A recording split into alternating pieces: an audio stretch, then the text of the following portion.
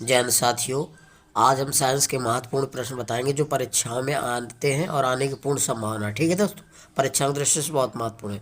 देखिए दोस्तों, पहला है मनुष्य के अंगूठे में किस प्रकार की संधि पाई जाती है।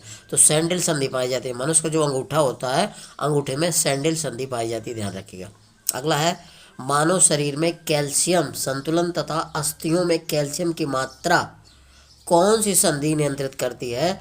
तो पैराथायराइड ग्रंथि, ध्यान रखना। मानव शरीर में कैल्शियम संतुलन तथा अस्थियों में, यानी कि अस्थियों मतलब हड्डियों में कैल्शियम की मात्रा कौन सी संधि नियंत्रित करती है। तो पैराथायराइड जो संधि होती है वो नियंत्रित करती है, ध्यान रखना।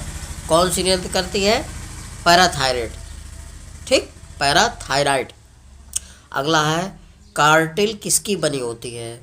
तो कोड्रिन की बनी होती है, कोड्रिन की बनी होती है। कार्टिल किसकी बनी होती है? कोड्रिन की। अगला कंडारा किसको जोड़ता है। तो पेशी को अस्थि से, यानी कि पेशी को हड्डियों से जोड़ता है। कंडारा किसको जोड़ता है? पेशी को अस्थि से जोड़ता है। ये बहुत पूछा जाता है दोस्तों, ठीक है। कंडारा किसको जोड़ता है? पेशी को अस्थि से। और लिंगामेंट किसको जोड़ता है? ये भी पूछा जाता है। अस्थि को अस्थि से, यानी कि हड्डी को हड्डी से जोड़ता है लिंगामेंट। लिंगामेंट किसको जोड़ता है? अस्थि को अस्थि से जोड़ता है, ध्यान रखिए, यानी कि हड्डी को हड्डी से। अगला है स्थनियों के अस्थित कार्टिलेज में पाई जाती है। तो हैवरसियन कैनाल में पाई जाती है, ध्यान रखना। स्थनियों के अस्थित कार्टिलेज में पाई जाती है, कौन सी? हैवरसियन कैनाल में पाई जाती है। ठीक है दोस्तों। अगला है साथियों, अकशेरुकी जंतु में किस प्रकार का रक्त संचरण पाया जाता है।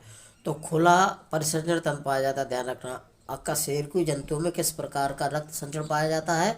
तो खुला परिसंचरण तंत्र पाया जाता है, ध्यान रखिएगा। अगला है मनुष्य का परिसंचरण तंत्र कैसा होता है। तो बंद और दोहरा होता है, ध्यान रखना। मनुष्य का परिसंचरण तंत्र कैसा होता है? बंद और दोहरा होता है, ध्यान रखिएगा।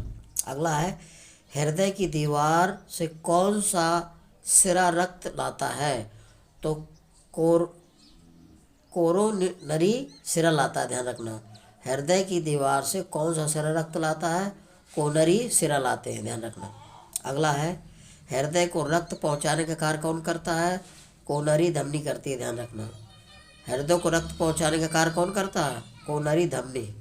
हृदय को रक्त पहुंचाने का कार्य कौन करता है। कोरोनरी धमनी, ध्यान रखिएगा। अगला है हृदय की धड़कन है संकुचन और शिथिलन, ध्यान रखना। हृदय की धड़कन क्या है? संकुचन और शिथिलन। अगला है हृदय के भीतर संकुचन एवं शिथिलन के आवेग का प्रसारण किस रूप में होता है। तो विद्युत रासायनिक तरंगों के रूप में होता है दोस्तों। हृदय के भीतर संकुचन और शिथिलन का आवेग का प्रसारण किस रूप में होता है। तो विद्युत रासायनिक तरंगों के रूप में होता है। विद्युत रासायनिक तरंगों के रूप में होता है, ध्यान रखिएगा। अगला है हृदय के विद्युत रासायनिक आवेग को किसके द्वारा मापा जाता है। इलेक्ट्रोकार्डियोग्राफ द्वारा। हृदय के विद्युत रासायनिक आवेग को किससे मापा जाता है। इलेक्ट्रोकार्डियोग्राफ द्वारा नापा जाता है हृदय के। ठीक है दोस्तों, विद्युत रासायनिक आवेग किसके द्वारा मापा जाता है। इलेक्ट्रोकार्डियोग्राफ। हृदय धड़कन की स्वचालित क्रिया को मस्तिष्क में कौन नियंत्रित करता है। हृदय धड़कन की स्वचालित क्रिया को कौन मस्तिष्क में नियंत्रित करता है। तो मेडुला ऑब्लांगेटा। मेडुला ऑब्लांगेटा नियंत्रित करता है, ध्यान रखना। हृदय धड़कन के नियंत्रण में किस हार्मोन की भूमिका होती है। हृदय धड़कन के नियंत्रण में किन हार्मोन की भूमिका होती है। तो ये थायरॉक्सिन एवं एड्रेनलिन। थायरॉक्सिन और एड्रेनलिन की भूमिका होती है, ध्यान रखिएगा। अगला है हृदय गति को नियंत्रित करने में किस रासायनिक पदार्थ की भूमिका होती है। तो कार्बन डाइऑक्साइड।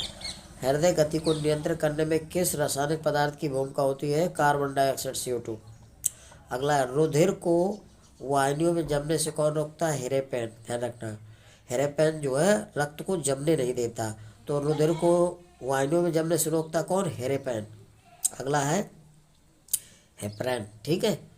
रुधिर प्लाज्मा में प्रोथ्रोम्बिन तथा फाइब्रिनोजन प्रोटीन का निर्माण यकृत में किस विटामिन की सहायता से होता है।